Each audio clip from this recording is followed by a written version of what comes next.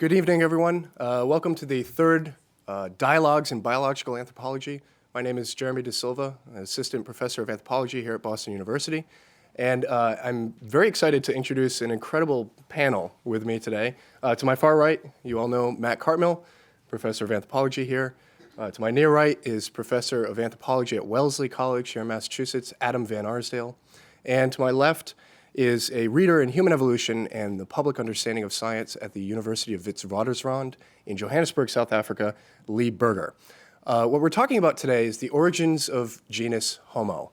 And amazing fossils have been discovered in the last decade or so at two sites, one in South Africa and one in Asia, a site called Dimorphism in the former Soviet Republic of Georgia. And these places have forced us to look in other areas and in other ways about the origins of genus Homo. For the last several decades, our research has focused, as a field for the most part, on East Africa, looking at in Ethiopia and Kenya and Tanzania. And though remarkable discoveries have been made there, these new sites are beginning to open up some interesting questions and challenge us in some fascinating ways. What I want to start with, I'll throw out the first question to you guys. What I want to start with is this idea of focusing on East Africa initially and finding occasionally some really nice fossils and occasionally finding a partial skeleton like Lucy in 1974 or the Narikatomi skeleton in the 1980s. And now the slides that you guys showed us, we've got 5 skulls from Dimorphism. We're not talking about an isolated toe bone or humerus, 5 skulls and associated skeletons. And from Malapa Cave, 2 skeletons and at more. minimum. And more to come, about 600. What makes these places different? Have we been looking in the wrong place? Have we been looking in the wrong geology? Why these places? I'll start with that maybe, preservation. and I think that Adam can contribute to that. The answer is, yeah, I think we have. I think that we have. I am not sure that the best place to find early hominid fossils are in fossil beds that are around large lacustrine lake deposits and riverine deposits. That what we're now, and even in South Africa, the sites we were looking at, the famous caves like Sterkfontein, like Kromdraai, like Swartkrans, they were often just the biggest, richest deposits that we could see. And so when we began to dig into at least the rich areas of those deposits, we were finding these hominid fossils in the sort of percentages that they probably existed in the environment. You know, in South Africa, each hominid fossil we find about 250,000 antelopes for every one we find. And I understand that's probably a pretty good odds compared to East Africa. It's like 1 in 10 million. Yet you start finding sites like Malapa, and there are a lot of sites like Malapa, which are these hyper situations that collected material in a very specific way, and you suddenly start getting quality over quantity. So that in the last 18 months, we've recovered more individual elements at the site of Malapa than were recovered in all of South Africa in the last 35 years. And you know, we just need to get out there and look more. We were also believing our own bad press, the idea that these things aren't common. I really do think they are. I just think we quit looking. If I could just add to that, I mean, I think in a very important way we have been looking in the wrong places in the sense that previous assumptions about where hominids were when they got there limited us to a certain range of the world to look at and a certain time period to look at. A place like Dimorphism, earlier, further outside of Africa than we would expect, in a very real way opens up a whole area and a whole time period of sediments that we just assumed there wouldn't have been hominids from, and that there might be. So the sort of secondary question of whether or not we're looking in the wrong kind of geological settings is more complex. Because clearly, I mean, people have been looking where you find fossils on the surface. Where you find fossils on the surface is not necessarily where fossils are best preserved, but it's where you're most likely to find more fossils in a very real way. I think we can, because these are both sites that preserve extraordinarily complete specimens, and that maybe are in different kinds of geological or even sort of micro-sedimentary environments that maybe we can begin to target. But again, I think there is going to be a lot of failure in that process. There's going to be a lot of looking that doesn't yield positive results, and hopefully will allow for that to happen in productive ways. We have to start viewing science, though, as not, it's not a process of being right all the time, and it's not a self-fulfilling prophecy that you go back and back and back to the same locations, even though they're marginally productive. And what you're going to end up is with that self-fulfilling prophecy. You're not going to find anything. And so these things are going to become rarer and rarer and rarer until the point where you go, there are none left, as has been published in our field a decade ago. I mean, I think that in a very real way, we need to think about fieldwork as the first step in hypothesis testing within paleoanthropology. And with the idea that part of the hypothesis is, will hominids be in this place? And that's as opposed to beginning with, we want to go where there are fossils so that we can test hypotheses. I mean, part of the question, again, is when and where are they? Well, the other thing to bear in mind here is that, if you're drunk and you've dropped your keys, you go and you look where the light is, not where you dropped your keys. And one of the things that was true from the very beginning of East African work, from Louis Leakey back in the late 1950s, is these were the first places where radiometric dates were coming out for this material. There were no dates from South Africa. When I started in graduate school in the mid-60s, everybody believed that the South African caves were all about 1 million years old, and therefore everything in it was too late to be ancestral to modern humans. And once the radiometric dates started coming out of Olduvai, and then after that out of Kubifora and out of Ethiopia, all of a sudden there was a new context, there was new light on this material. And so it was very valuable, even if what you were finding was, mostly discarded bottle caps instead of gold coins. That was where the light was. And it hasn't been until very recently that there's been any kind of comparable information about the South African fossils that wasn't very derivative and based on and dependent on the East African record. One quick thing on that, too. We also were sold the idea that evolution did occur in East Africa. There was no option for it, even though it almost is less logical that in an equatorial area that evolution would be occurring, when in fact it may be more probable in higher stress areas away from the equator is where evolution had gone. But what happened was, because of those dates and because of the fantastic fossil record that came out of Hadar in the Middle Awash, we were told that that is the ancestry of all other hominids. Only one hominid species existed at any one time in the past, and the Lucy ilk, Australopithecus afarensis, is the ancestor of everything, and everything descends from that. In that light, Africanus is a dead end, and we were told it was, and we bought into that concept. And then even the tiniest fragment was found, because with a lot of looking, they didn't find anything between 2 and 2.8 million years except some hyper-robust things. Everything suddenly had to be jammed into, this is the genus Homo, even if it didn't live up to the idea of being testable in that. So you get a little maxilla like AL666. You get an isolated tooth. Well, I'll tell you what Sediba shows you. You can't use that material to define the genus Homo.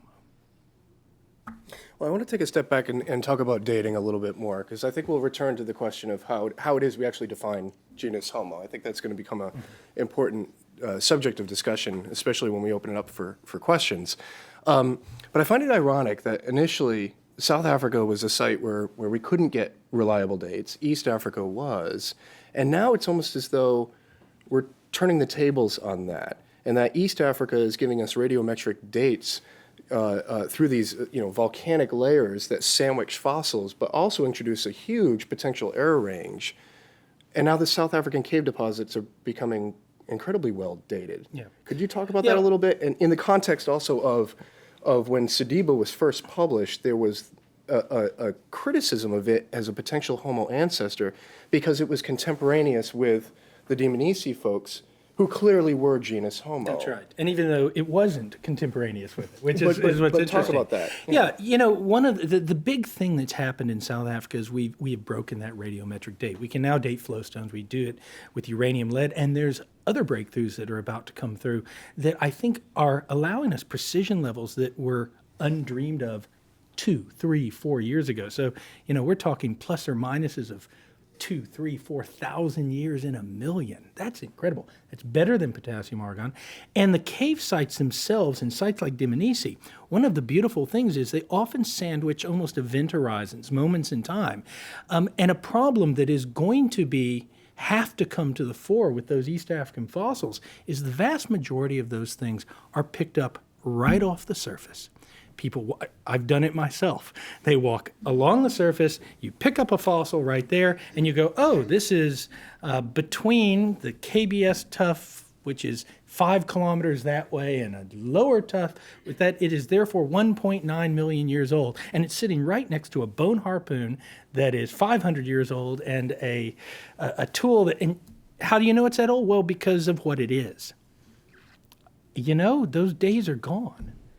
The quality of the fossil record, the material that we're getting, I think has shifted the bar, the level of what we're going to demand of these fossils. And I know Adam and I disagree, but I actually think those isolated finds are going to have to take a backstage. They cannot be used in the debate unless they come from fantastic context and generally are associated with species that have good quality skeletons with them. If they don't, I don't think you should use them. I think in the specific context of the comparison between Dmanisi and Sediba, in the context of the origins of the Homo, I do think there's a real concern that given the close time proximity of Sediba and Dmanisi, the dating of the East African material that might relate to that question becomes extremely critical. And unfortunately, we probably don't have the control over those dates for that East African material from that time period to make it highly useful in looking at these comparisons. Because we are forced to rely to some degree on the morphology of the specimens to figure out where they go in time, which is not how we want to do things. That's obviously circular to a degree that doesn't really work for us. And what are these dates, just in case we have folks who aren't entirely familiar? We published in April of last year 1.78 to 1.95. There are new dates coming out in Science that will place this right at 1.977 million years to 1.98 million years, and so plus or minus 1,500 years. And Dmanisi, we think, is about 1.76 to 1.77. Okay. So about 200,000 years. That's a long, long time. So is it enough time to evolve genus Homo from Australopithecus sediba? Let's talk about the anatomy a little bit. You know, I don't think you have to. For anyone who's followed this debate, when we first announced Australopithecus sediba, about half of the field and some very good morphologists and anatomists, including very well respected, said, no, you were wrong. You put it in the wrong genus. It should be in the genus Homo. And then the other half of the field said, no, absolutely. It's a dead-end species and it belongs in Australopithecus. Well, a lot of people didn't get the irony of that debate, that you are actually debating the genus and not whether it is a new species. Why is that? It's because it's almost there. I mean, we've got characters of the face, the nose, dental reduction, changes in that dentition that mirrors what we consider precious to the genus Homo. We've got changes in mandibular shape. We have changes in the pelvis, in the limb proportions that say, oh gosh, it's a lot like Homo. And then all of a sudden you say, but then it's not. It's got a 420 cubic centimeter brain, but of course so does Homo floresiensis, have almost the same size brain. It's got long arms the length of an ape, in the proportions of an ape. It's got parts of the foot and that don't look like it's walking just like us. So it's almost there, but it's not. And I actually think that there may be, given these fossils, the opportunity to begin to explore a definition for the genus Homo, and that's not it. But what you have is it. I mean, I think pretty clearly the Dmanisi material falls into the grade that we think of as being Homo. The question about whether or not 200,000 years is enough time, I think it's a great question to have right now to direct research. I don't know if we can develop a clear answer for it at the moment, but certainly there's a lot of transition that would have to occur within that 200,000 years. I think there's enough time, but we need to begin to explore really what's going on, what is represented by that ecological transformation. Do we have evidence of transitional forms? I think within the East African sample there probably are some, if that model was correct. But again, the sort of dating issue in terms of placing them in the right sequence of time becomes really challenging. I think we need to sort of know more about what kind of polymorphism, either within sort of the lineage level, or what kind of radiation of lineages exists right around that 2 million year time period. Out of, get a better characterization on the soup out of which Homo comes out of. It's funny you say that, but how much change actually does have to occur to get Sediba to be Dmanisi? What do you do? You shorten the arms, maybe, because we don't know how long your arms are. You lengthen the leg, maybe, but not much. You change that calcaneus. You sure do. You change the calcaneus. And the talus. And no, the talus is actually, well, we presume. Parts of the talus. Parts of the talus, Parts of the yeah. talus, you change a little bit, and what else do you do? You got to get a 50% increase in brain size. Okay, so 200,000 years is so. So let's say that we're going to find within our variable sample, when we dump all these skeletons on you, that Sediba goes between, what, if this is a mean, 500 and something cubic centimeters and 380 something cubic centimeters. And so 100 centimeters, cubic centimeters, not a big glass to fill. If you think of brain expansion as being a gradual process throughout the Pleistocene, you would need a more rapid, gradual transformation from Sediba to Dmanisi than you would from Dmanisi all the way up to, maximum brain size at the end of the Pleistocene.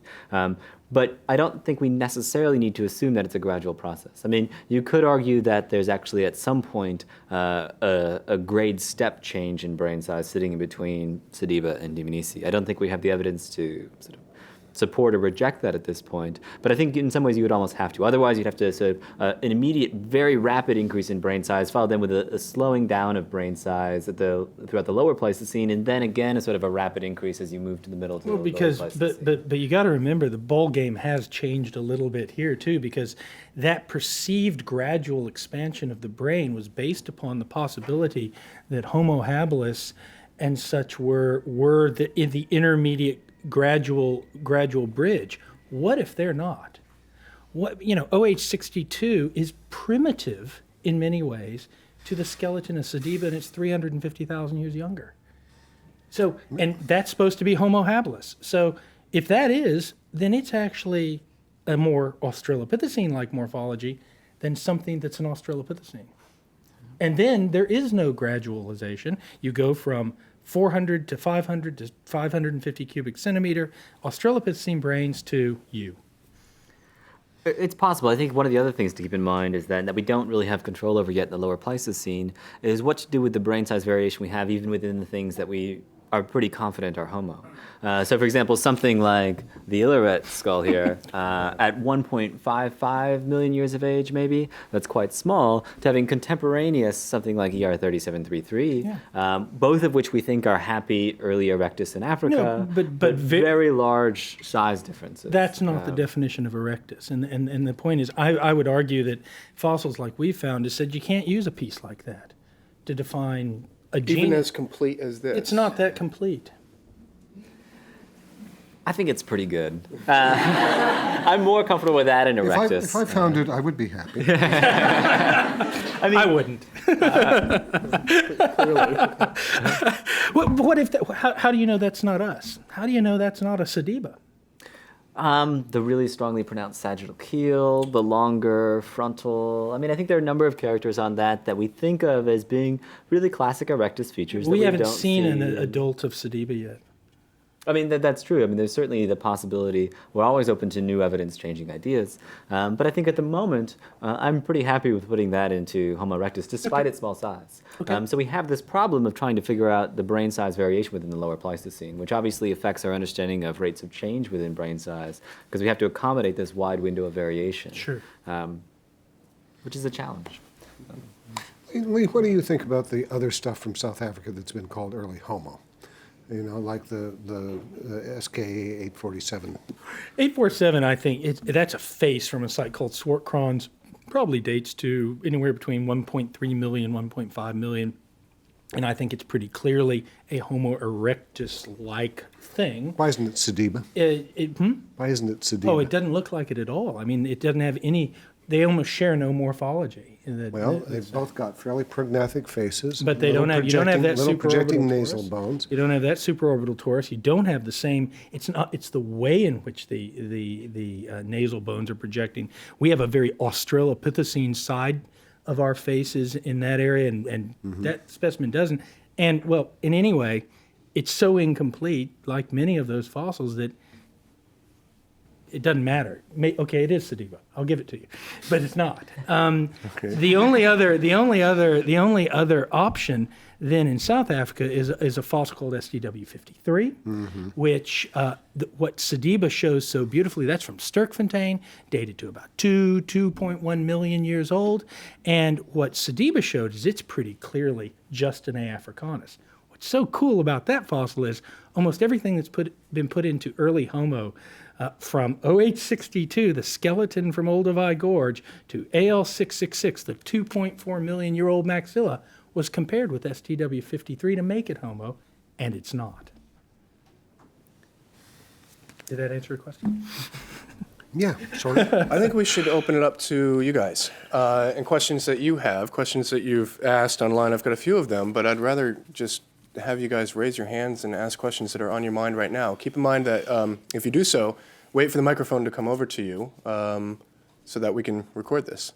All right, so who has questions? Laura has a question right over there. Wait for it, wait for it.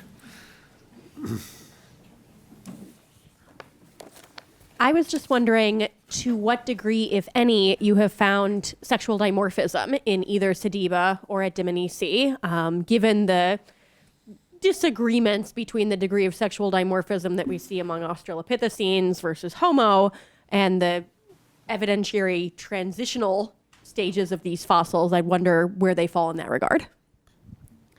Well, I guess I'll start that one. I've done a lot of work actually related to sexual dimorphism, and I tend to, I think, be in the minority position in that I think at the beginning of the genus Homo, there's actually quite a bit more sexual dimorphism than we see in living humans today. With the acknowledgement that the methodological approach we take to identifying sexual dimorphism in the fossil record gives us significant constraints into what we can say. The intrasexual variation, so the variation just within males, within females, for example, in living human populations today, makes it hard to correctly identify the amount of between-sex variation when you have small samples. It's a real statistical, probabilistic challenge for us. We don't have many or really numerous enough single samples within the fossil record to really get good control over that problem. But I do think it raises sort of interesting ecological questions about what hominids are doing at this time period. But I think the evidence in the lower Pleistocene suggests that they had elevated rates of sexual dimorphism relative to what we have today. With the added caveat that one of the other challenges is thinking about we typically will estimate sexual dimorphism off of different skeletal preserved parts. So, compare two skulls, compare two femurs. Which is not how we tend to think about sexual dimorphism actually in living things, where we think about body mass differences. And I think the translation from skeletal estimates of dimorphism to body mass dimorphism is also another area of challenge, where it's not entirely clear how linear or equivalent that transition is. So I think that's another challenge. We did put forward an estimate of sexual dimorphism in Sediba when we published it, and we said it was low. And the argument for that's pretty simple. His distal humerus is fused. We now have a female pelvis and a male pelvis. We were right about the sex attribution, which is nice. At least so far, we're right about the sex attribution, that the juvenile is a male, the adult is a female. His distal humerus is fused, therefore we can compare distal humeri in size. He's about, even though he's a juvenile, about 12 or 13% larger in that area. He's also between 10 and 14% larger in his dentition, which doesn't change in size.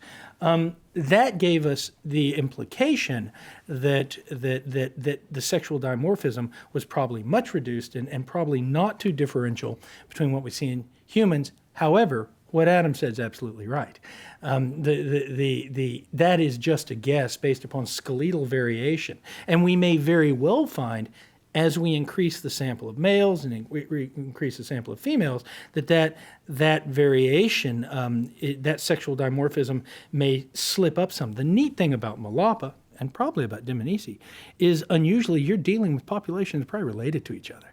I mean, our sample is probably a troop that knew each other in life, that were and probably shared a great deal of genetic identity with each other. And that's going to tell us a lot about that population's sexual dimorphism, I think, in the end of all this in a couple of decades. How did that happen, Lee? We got lucky, and they got very unlucky. It's a death trap. It's clear. We know that the site where they're in is it formed in a pool of water, a very special pool of water. I'll talk about in a moment, between 30 and 50 meters below the ground surface. We can get that using cosmogenics to look at the rates of erosion that have occurred. Where they were, where their bodies lay, was inaccessible to any scavengers or any predators. It was, however, accessible to insects. There are insects that are burrowing into them, laying their eggs on them at different cases. So we'll be able to tell you within a few hours of, or days at least, of how long they lay there. They're not there alone. It's not just one hominids. They're there with saber-toothed cats, with antelopes, with mice, with birds, with porcupines, with tortoises, with snakes, who are all as complete as they are. But we haven't dug yet, so we'll have to sort that out. It looks like their bodies fell, they began to deteriorate, and then they were pushed very gently into a hypersaturated calcium carbonate rich water, characteristic of that valley, that it is low in oxygen content, and it was like mixing fine sediment with rotting bodies and lime, and they turned into cement within probably hours or days, and that's why we got that. We got lucky. They didn't. That's great. Sort of. Other questions? Probably would have been dead by now anyway. I think there's one over here on the left. Question over here.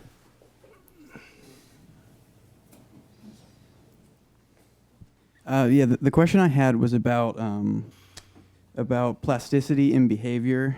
And like, of course, plasticity is an adaptation, right? Because it's helpful. Like, we're in this nice building. We're not going to get eaten by a tiger, But it also has to be like an evolutionary challenge, right? Because if you're making an organism more plastic in its behavior, you're like also taking away from it, specific behaviors that are patterned, and you're giving it, like it still has to have patterned behaviors, right? Because otherwise you're relying on the intelligence and the wit of the, and I don't think we're that intelligent or that witty that we could, survive on our own necessarily if it was just up to us. And so I was going to ask, one, like, what do we know about how all of that, like, plasticity evolved? Like, what were the first aspects of the suite of features, and then where does it go? And you talked about evidence for the expanded plastic niche in the Dmanisi fossils. What exactly are the things we found which suggest that the start of that plasticity? No, that's a great question, and I think at the heart of it is thinking about the kind of adaptation that's represented by an expanding brain, an increasing prioritization of the brain. If you look at the Pleistocene fossil record, if you look at Pleistocene Homo, in some ways you can make it a very simple story by saying it's the brain expanding at the expense of everything else. The brain coming to do the function that our teeth does for Australopithecines, the brain coming to do to some degree what the rest of our body does in terms of solving problems without having to physically solve them in certain ways. So I think the brain is central to it. But I think it's quite possible that the story doesn't begin with the brain, that we got kind of lucky in some ways that the brain started to expand and get prioritized in the way it does. And I think you first have to think about perhaps an expansion in sort of the quality of the diet that hominids had, or perhaps the range of environments that they occupied. And I think perhaps that, it's this question, there's a definite chicken and egg question in terms of what comes first. But I think increasingly it looks like stone tools representing not necessarily anything fundamentally significant in and of themselves, but recognizing this transition and intensification of the ability of hominids to modify their environments, access resources that were previously inaccessible. That sort of is the initial spark. That spark establishes what becomes eventually sort of this self-developing feedback system, whereby the brain becomes this specialized, super adaptive agent that allows hominids up into us today, basically, to occupy environments that physically we're not capable of occupying, by changing those environments to allow us to occupy them in ways that are beneficial to us and that work for us. So when it gets freezing cold here in Boston in the winter, we put on jackets and coats and go inside heated buildings as sort of the modern example of that. But if you look at Dimorphism, they did something that allowed them to occupy a different environment. And part of what we're wondering right now is, and trying to get at this, is what really are the differences between the Dimorphism environment and what we have in Africa? Is it colder? Is it seasonally more challenging? Is there a different seasonal distribution of resources? Is there more water stress? Because that's going to give us the ability to begin to explore what kind of plasticity is present. What kind of expansion in the ecological niche do we actually see at Dimorphism? Which is going to be the key to beginning to sort out some of these things. As we look through the Pleistocene and we begin seeing hominids occupying an increasingly broad range of environments, what are the technologies that develop that allow them to do that? What challenges are they overcoming? But also the idea that another aspect of what we see at Dimorphism, which is intriguing in this respect again, is the potential evidence, not necessarily of increased longevity, but increased ability to survive when you should be dead. Which I think is what we see with the edentulous specimen from Dimorphism. So we have this specimen that has no teeth, that died perhaps with a single tooth, although maybe it didn't even have that tooth. And it lived for a long time with basically out any dentition, which, again, in many respects, you can say that individual should have been dead, but wasn't. And the fact that it wasn't is itself suggestive of perhaps some technological innovations, some of which we might think of sort of perhaps the behavioral aspects of a group of organisms. But also that suggests that you begin to get the ability to have greater social transfer of information, perhaps. Greater, you say sort of losing out on this sort of patterning of behaviors. But the more able individuals are to survive and persist, the more able they are to also communicate and interact and reinforce a novel range of behaviors, perhaps. Adam, can I ask you, what do we know about the climatic and environmental factors that supposedly prevented Australopithecus from moving out of the Horn of Africa into Arabia, the Middle East, the Caucasus? What do other animals from that time period look like in terms of their ranges? Is there a sharp faunal boundary there? If there isn't, is there some reason for thinking that we're just not getting the Asian part of the Australopithecus record? This is something that's debated, I think, at the moment right now. And there are evidence, you do get expansions of organisms out of Africa in the 2 to 2.5 million year time period. Mm-hmm. One of the arguments that gets put forward for thinking about hominids is you get carnivorous cats expanding out of Africa at this time period. So you get the saber-toothed cats expanding out of Africa during this time period. So in the context of these debates about, for example, scavenging versus hunting, some people have talked about these earliest members of Homo as being specialized scavengers, an idea that I don't really agree with, but perhaps they are tracking the same kinds of environmental changes that these organisms are. I tend to think that when we look at hominids, actually, the current data don't support them following the same pattern as we see with some other organisms, that they seem to be following their own trajectory in terms of where they're expanding to. It might overlap in interesting ways with some other organisms, but at the moment, I think there is some dynamic change occurring in 2 to 2.5 million years, which is linked to how the Dimorphism specimens got there. But it's not clear, and I think this is largely an unanswered question at the moment, exactly, what prevented Australopithecines from getting out, mm-hmm. and also why did early Homo go? They didn't necessarily have to. So why did they? I think those are really open but very interesting questions. Well, so we don't know as the answer. Well, it could also be a thing of, how many sites do you have at 2 million years, 2.1 million years, 2.2 million years? I bet it's not a lot in Asia. I will say within it's not a lot anywhere.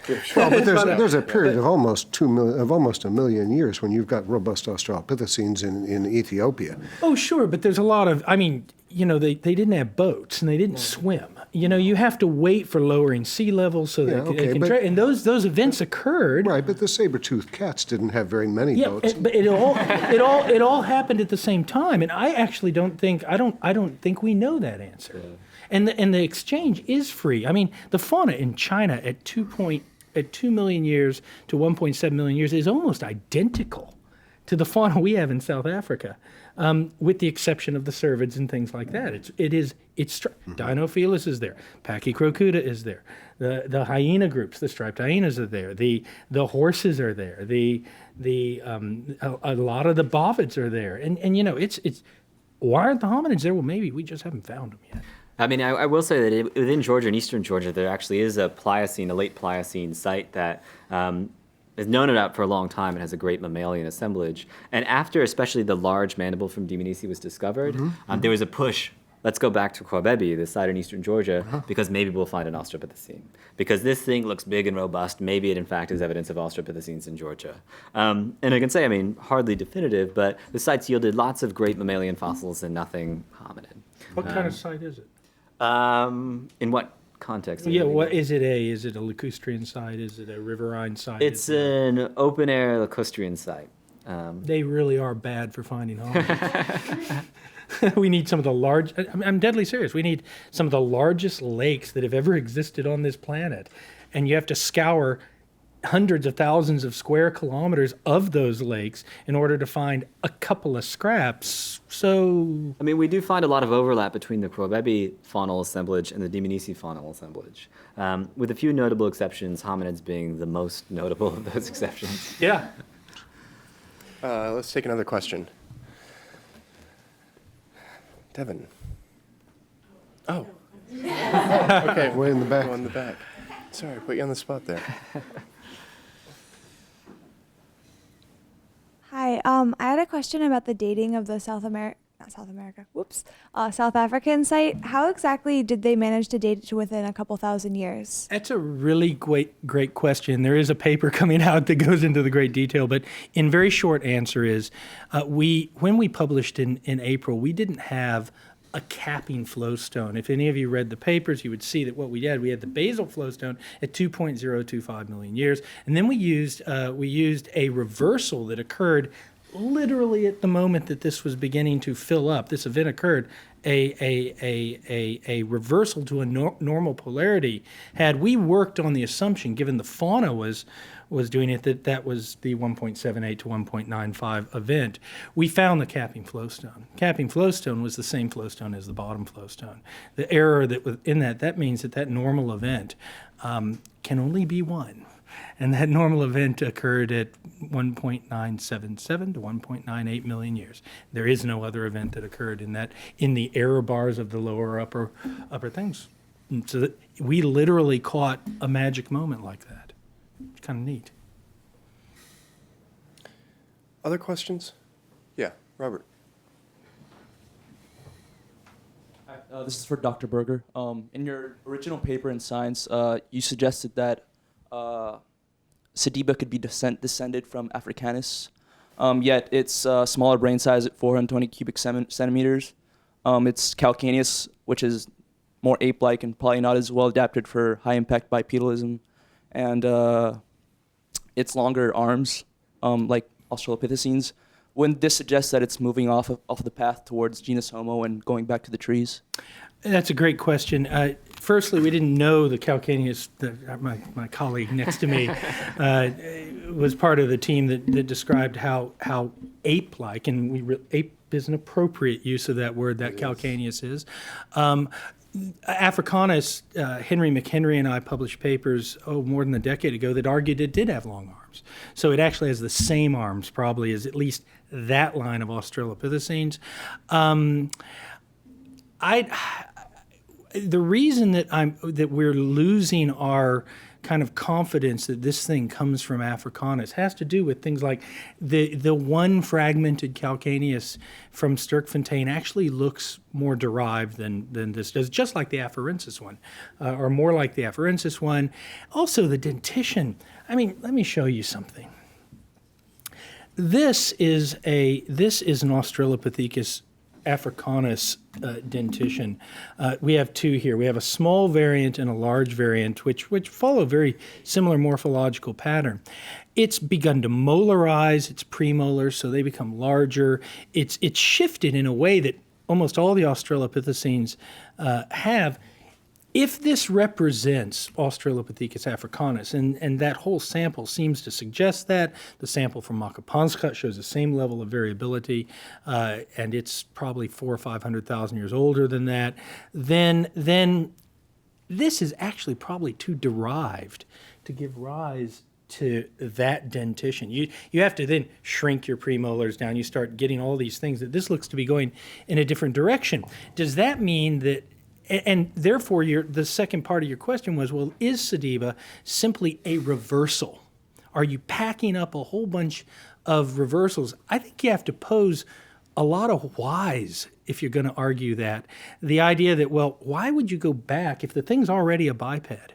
Why would you go back to a chimp-like morphology, for example, in the calcaneus, if you're doing that? And it might be, but isn't it more parsimonious just to say, well, actually, that's a more derived separate lineage, and it represents a lineage we just didn't know existed that goes deeper in time than that. Maybe. Wait, another interpretation of that, I suppose, is that the morphology you're getting in Sediba could very well be, or potentially be, giving you insight into what the ancestor of Africanus looked like. That's exactly right. And that there are such few sites that have been explored that maybe hominids got down to South Africa 4 million years ago. Yeah.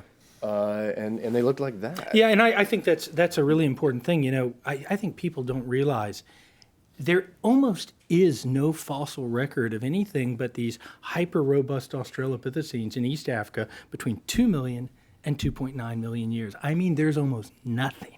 And everything that has been found tend to be these giant cheek-toothed things, Ethiopicus type things. And that's why we had the situation of, for example, the Middle Awash group putting something like Gari, which probably has the largest dentition of any hominid ever discovered, as, oh, this could be a fine candidate for the ancestor of the genus Homo. Well, no, it's not. It isn't. It doesn't look like that at all, but it was, quote unquote, in the right place at the right time. Well, maybe we were looking in the wrong place at the wrong time, and maybe there are other experiments going out. And I think you're probably right. I think there's, dare I say, I actually think that there probably is a ghost lineage coming down. It probably looks something like that. Well, Garhi raises an interesting question. I guess this goes to either side here. That one of my understandings of Garhi being potentially ancestral to genus Homo is that not found in association with it, but found nearby are stone tools at 2.6 million at Gona. And there are cut marks on antelope bones that were found in association with the Garhi cranium. So the role of technology, the role of stone tools in either an ancestor of genus Homo or maybe Australopithecines were widely using stone tools. I'll put my opinion on that. I don't think stone tools are in the definition of the genus Homo at all. I mean, so what? Mm-hmm. Apes, chimps approach tool use and complex tool use. How surprising is something that is more encephalized with different derivations and is a biped with free hands wouldn't use stone tools? It's actually amazing they don't do it earlier. And maybe they do. But I don't buy that. I don't buy that as part of the definition of that. And I also don't buy taking one side over there and one fossil over here and saying, this did it just because I found it. I mean, I would actually agree with that. I would say that as much as I see the innovation of stone tools perhaps being sort of the spark that gets this feedback loop in Homo started, I think stone tools were probably an Australopithecine innovation. I think, again, agreeing with Lee, I think the complexity of tool use that we see amongst not just humans but non-human primates suggests probably that our last common ancestor was a tool user in some fashion or another. Maybe not the kind of tools that preserve in the fossil record, but certainly was interacting with its environment in complex ways. And I think probably that maybe stone tools are significant, but were significant at the end of the Australopithecines or within the Australopithecine lineage and weren't only associated with Homo. Chad.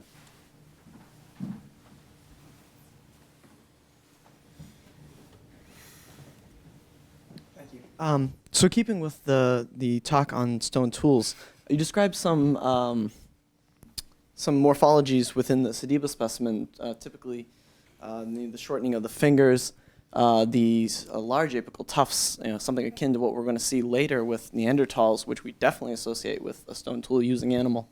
And you talk about the fact that Australopithecines are likely, as the last common ancestor, using stone tools. So would you expect that Sediba, right around 2 million years ago, is in fact using stone tools? And if so, do you expect to find them when you excavate the site? No comment.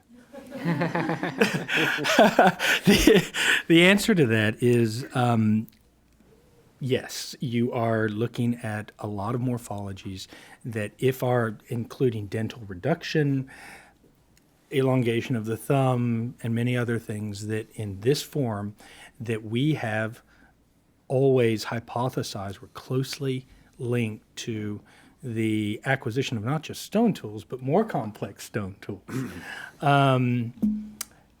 Let's see. Let us dig the site.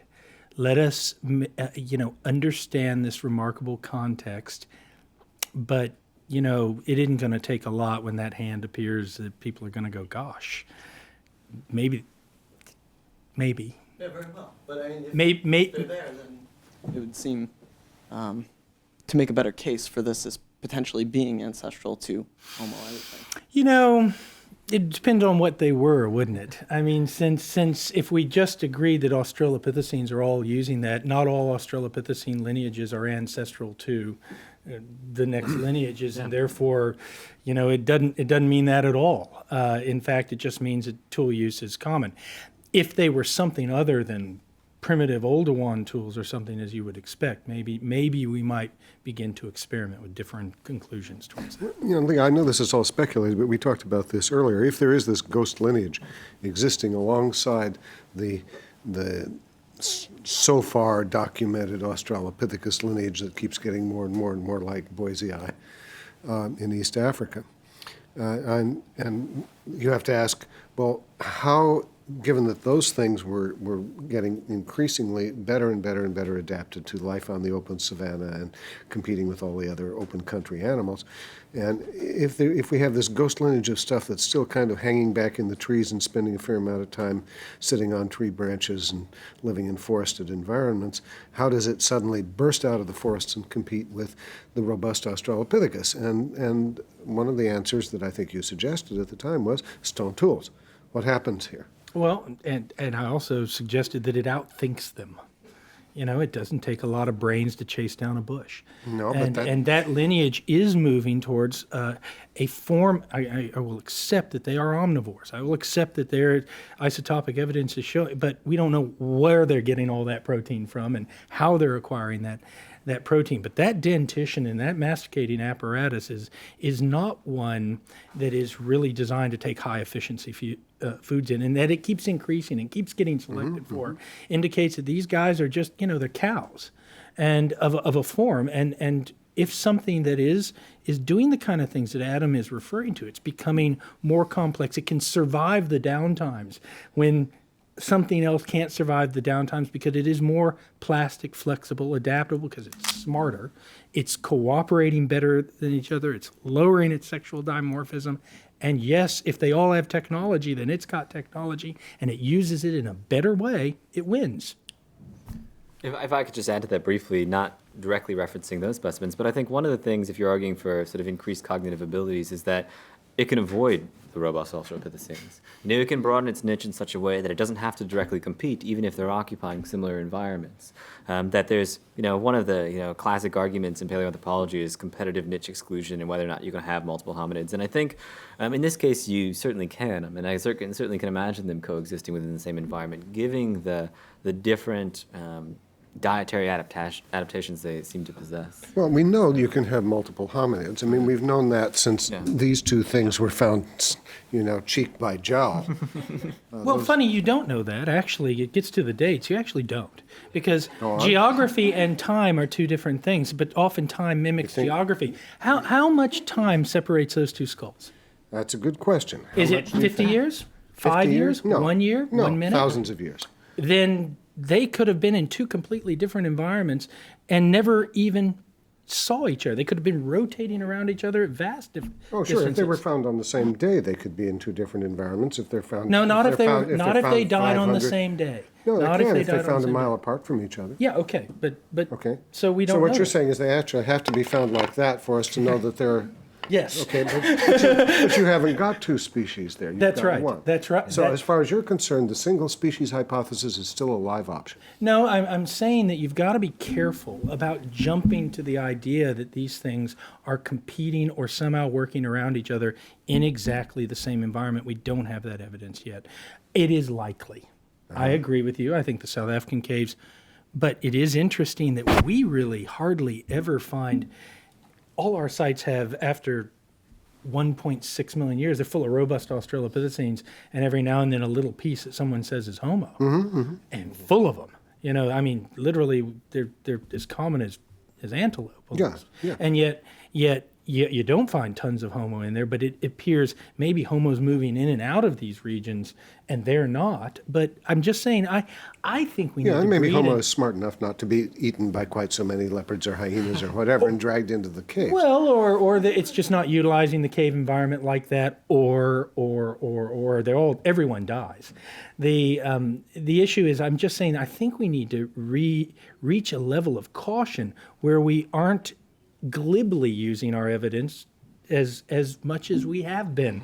When you say, someone says those things are at the same time, I go, well, thousands of years apart is a long, long time. Yeah, but there's always been a problem with the whole Gaussian competitive exclusion principle Yes. in several ways. One is people say, oh, well, those two aren't occupying the same niche because one of them's eating the bananas in the daytime and the other's eating the bananas at the nighttime. It's nocturnal bananivore and a diurnal bananivore. And, despite the fact that when the diurnal bananivore gets up in the morning and finds that the nocturnal bananivore has eaten all the bananas, you'd think there was some competition going on. But also the hypothesis doesn't say, it just says they can't survive together. It doesn't say how long they can't survive together. Yeah. And it says either one will become extinct or it'll change into something else. Well, in the long run, everything becomes extinct or changes into something else. That's right. So how is this a testable hypothesis? Okay, so given that, all I think you can say is that there's evidence that there were lots of places where there were Multiple two different species multiple are existing. species that could have bumped into each other and Absolutely. okay. Question in the back. Or, yeah.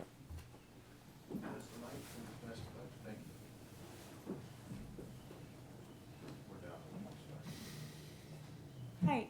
I was just wondering if you could talk about the future of new research methods that you've come up with as far as using Google Earth to find your sites and that sort of thing, how technology is going to change the field, and about how you're going to use the technology used to find the Malapa Cave in Sediba in order to go on to find other new things, and how it's going to change the field, and what you guys are most excited about. And also, you talked earlier about how there's this sort of non-sharing of information going on, and I was wondering if you could talk about if you think technology is going to change that, if it's going to sort of bring people together as far as being able to exchange ideas. It's a great transition question. I did not plant that. I was about to shift things over here and All say right. how rare so, that is. So your first question. This site has been pretty remarkable. It's preserving things it shouldn't preserve. We're seeing stuff we shouldn't see. Technology is allowing us to access a lot of that information. Maybe it existed at sites before and we missed it because technology now allows us to see it. Specifically on your exploration issue with questions of Google, I think we are going to enter an extraordinary period of discovery. And the reason I say that is because I already know. When I found that site, I found 40 other fossil sites in the immediate vicinity. No scientist had ever put a pin on 30 minutes from Johannesburg, the most explored area on planet Earth. These dolomites cover a good chunk of southern Africa into Central Africa. We now know how to find them. And they're going to be full of fossils. And it's not just going to be hominids, it's going to be apes, it's going to be other forms we haven't seen, and it's going to be an exciting period. What we need is we need your generation to get out there and start learning how to be explorers again and not believe the myth that you're not going to find these things. There are sort of 4 ways to be a paleoanthropologist. You can be the very world's expert in a particular area of anatomy, and then you get to compete with 3 or 4 other people who hate your guts and are doing that. That's one way. The other way is People stick together. We're buddies. Come on. yeah. I've seen the reviews.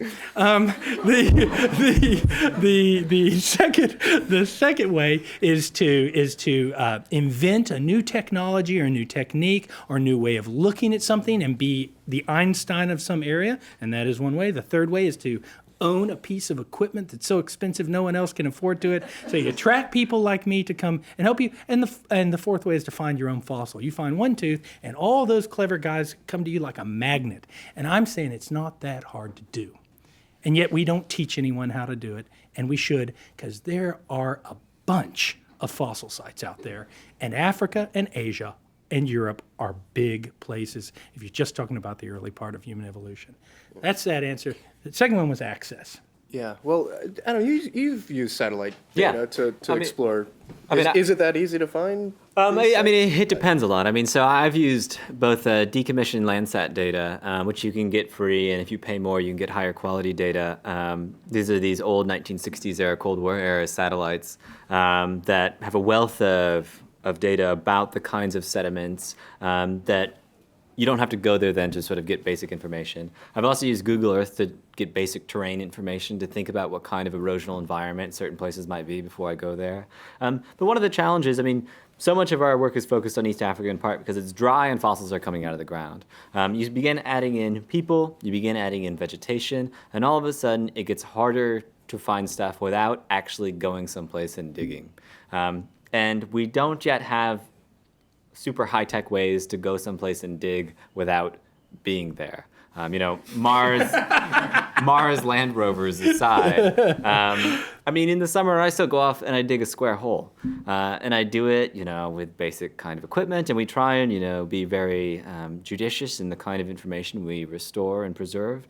But we're not yet at the point where we can totally get away from those low-tech solutions. But there is, a wealth of information that's coming out freely available. And I'll say, things like email and the internet, the ability to exchange information so rapidly, certainly have changed both how we do fieldwork and, of course, this question of fossil access, which is more complicated. I just wanted to, I hope I didn't give the impression, you still got to get out there and walk.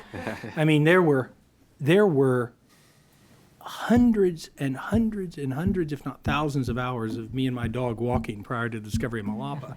One of the interesting points about that, though, is that you don't always have to dig to find. It's often the first visualization that's the most important one. And take a 9-year-old with you, and they find it pretty quickly. We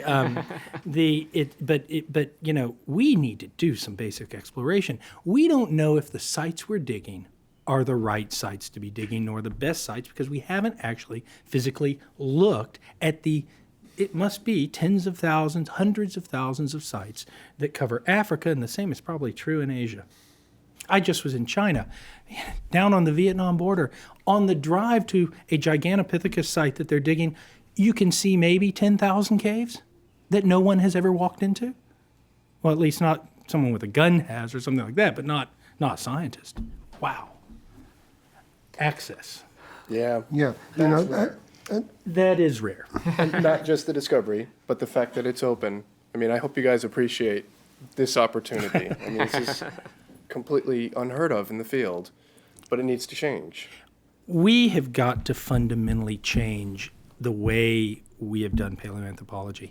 We are not treating it like a science because we're not giving repeatable access to the scientific community to the things we find. The way in which we have treated this field is that individuals have made a discovery, they have then put it in a drawer or a closet, they've let their best friends look at it, and then they've told us what it means, and then they said, and you still can't look at it. And that sounds funny, and it's the truth. The problem was that we didn't have big enough finds or good enough finds that would outweigh the people who were discovering fossils that they said were very good, that would be demanding enough that it would force them to release those to the access. That has changed. This is, yes, Malapa is one of the first big discoveries of our generation of scientists. We're the Facebook generation of scientists. We're the internet generation of scientists. We're the generation of scientists, unlike the previous generation. I'm not being totally critical. There were reasons for that doing, and every situation is different. But we're the generation of scientists that understand that you increase the value of a material by sharing it as widely as possible, and there is no ownership. Those fossils don't belong to me. They belong to the scientific community. The other thing that needs to be said here is in connection with technology. We now have technology that makes it possible for anybody anywhere in the world belonging to the internet generation to have access over the internet or other kinds of electronic communications networks to extremely high resolution three-dimensional images of these fossils produced by micro CT scanners that in fact are superior in a number of respects to having access to the original, because you can see you can see inside the bones, you can see the trabeculae, you can see the marrow cavities, you can see the air sinuses. Once these kinds of images become SOP, standard operating procedure, for anybody who wants to publish, as similar kinds of data are, for example, in the genomic community, then this whole question of access is going to become increasingly moot. It's why I said in my statement that I think the train's already left the station. We're installing, as we speak, a $1.5 million micro CT scanner is being installed in our labs. That's done. It's finished. It is going to be interesting how we bridge the gap of that time where people still will publish fossils and still won't give you access, or that they will argue that the fossils are so fragile that the only thing you can work with is their interpretation of the reconstruction in a digital format in order to see it. You know what? I think that generation will die. Everyone dies. And some of us fossilize beforehand. Yeah. I mean, what I would say about that, I mean, the way we produce knowledge in science, obviously, is we test hypotheses about observable data in order to produce knowledge. The thought that these fossils exist, I mean, these fossils are our primary data. They're not data, though, until people have access to them. We're not doing science until multiple people access them, until we question our ideas again and again and again.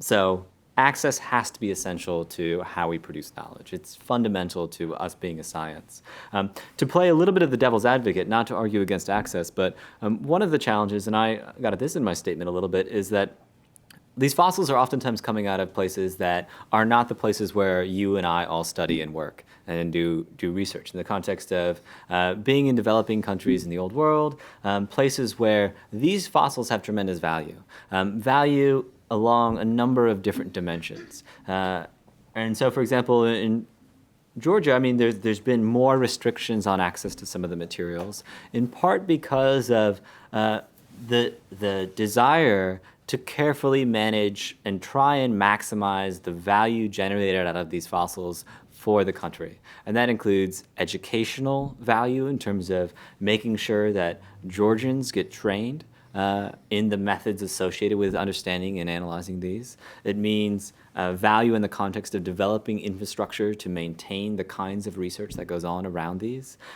It means value in the context of your average Georgian having some understanding and appreciation for the tremendous prehistory that's preserved within Georgia, so cultural and political value. And that complicates the sort of scientific desire to want to have universal access. And it doesn't mean we should deny access. That's certainly never an appropriate strategy.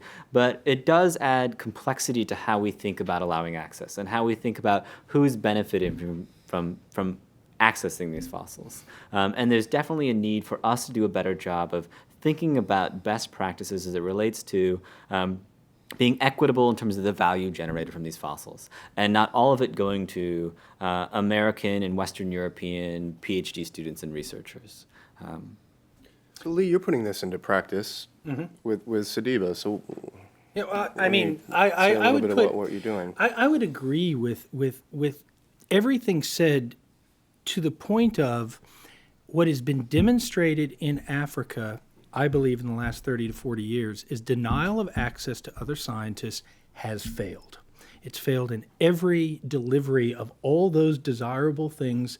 And in fact, those desirable things have been used by the scientists who've discovered them to close access. and the experiment failed. We're doing it just the opposite. We are opening up. There are 75 scientists involved, and it grows all the time as we do it. In fact, the quickest way to get fired from my team is to deny access to another researcher to your own research material, and I will fire you. I'll play Donald Trump and say you're fired if I hear you doing that. But the interesting thing is that our department in a developing country has tripled in size since we instituted that policy. That is not true in any of the countries that are denying access, including the one you're working in. We have generated logarithmically more cash resources into it. We have increased our scientific visitation, even though everyone can see the material, in such orders of magnitude it is hard to imagine. I mean, literally thousands of scientific hours by visitors coming. So it doesn't stop visitation. In fact, the fossils are national. There are points of national pride that are so extreme that coins are being done, stamps are being done, and South Africa is giving them away free to every institution, and we're paying the cost. We South Africans are paying the cost so that scientists can have access to them, and that increases their value, is my argument. And if I'm wrong, so what? It can't be any worse than the situation that we have right now with, I've never seen a lot of these fossils that I'm told about in Ethiopia, even though I should be allowed to. I mean, I don't disagree with it at all, but I think there's case-by-case differences that affect how we view this. So South Africa is not the United States, certainly, in terms of the resources that it has available to it, but it does have a 90-year history of paleoanthropology. Yes. I mean, there are long-established institutions that have been, in fact, at the center, of discussions of paleoanthropology for a long time. Georgia has a rich history of the study of prehistory, but not nearly to the extent of South Africa in terms of its incorporation into broader arguments about human evolution. And only recently has it entered into this. And so moderating, sort of making sure the people who are working on the fossils are the people who have the right attitude, who truly, and I think you typify this, who are collaborative, and they see their work as being collaborative, and they see their responsibilities not just to understand the fossils to the best extent possible, but to see it as a collaborative process and an educational process and an infrastructure building process in some ways. So I think, to some degree, limiting the kind of, if we want to put this into maybe evolutionary game theory speak, limiting the defectors, limiting access, to those people who don't play the game nicely. In the context of a country or a place like Georgia where there is a limited resource base available, even if it's not best practice, you can understand why it gets put into place. Yeah, it's a dangerous path to go down because you start choosing who your favorite scientist is, and what it often ends up with is, okay, actually the bad guys are the people who don't agree with me. Therefore, they can't see it, and if you agree with me, you're allowed to see it. And therefore, and that happens, folks.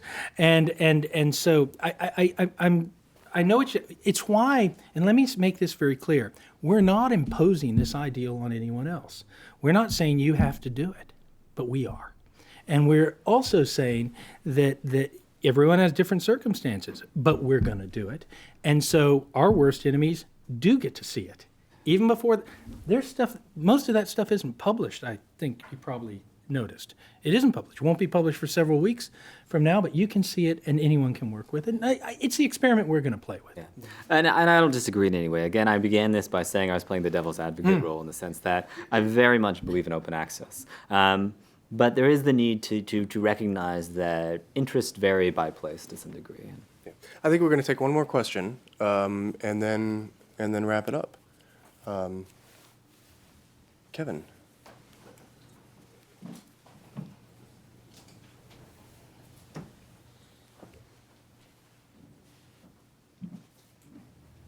I'm just going to go a little bit further with this idea that Adam raised with game theory here and divergent interests. Well, Lee has really been emphasizing that really the way to move the field forward is basically to get more sites like he has. He also mentioned he has to walk thousands of hours with his dog to find these sites. What prevents the defectors from sitting back and waiting for people like you to supply the fossils to him? And what effect could that have on your more important goal of getting out more people to look for them? I think that you can't impose an exploration spirit on individuals. And there's never going to be a dearth of super specialists in paleoanthropology to analyze these fossils. We're a field that has more scientists than fossils. That's going to change. But it's right now, that's sort of the state of the nation. The fact is, in the process of finding Malapa, I found 40 other fossil sites that I have not spent more than a minute and a half with, and Matthew wasn't with me, so I probably missed something. And the fact is, you're welcome to them. And I'm going to keep exploring, and you're going to find generations of people who continue to build on that and find. We do need more of them. I'm just pointing out to your generation that, if you want the school tie, which was what everyone complains about, oh gosh, it's a boys' club, and you got to get in, and you can't get in. I actually think the easiest one is go find your own hominid fossil, and we pitch it as the hardest one, and I don't think it is. And I say that in a glib way, but it doesn't have to be a hominid fossil. Every time we open up one of these sites, we learn about a new time period, we learn about a new taphonomic situation. We find animals we hadn't seen before, we find questions and things that we haven't seen because we have a tiny fossil record, and you will become a magnet for a wide variety of peoples. And then, if you work really hard and you get lucky and both, well, yay. I mean, I think there's a number of ways to respond to your question, Kevin. One is that there still remains a strong incentive to be the person who finds fossils, because you do get to set the rules in terms of how people get access to them. So there is that. Plus, I think there's a natural incentive. People like to be discoverers. They like to say, I was the one who sort of found that. We had a student on the field school at Dimorphism last summer who had worked for 3 years at Kubifora in the Lake Turkana Basin, discovered some pretty impressive human evolution-related things without ever finding a hominid bone. He found last summer with us an intermediate hand phalange. Tiny little bone, not the most exciting. Never seen a human more excited in my life. So, I mean, there is a strong inherent incentive, I think, for people to go out and find that.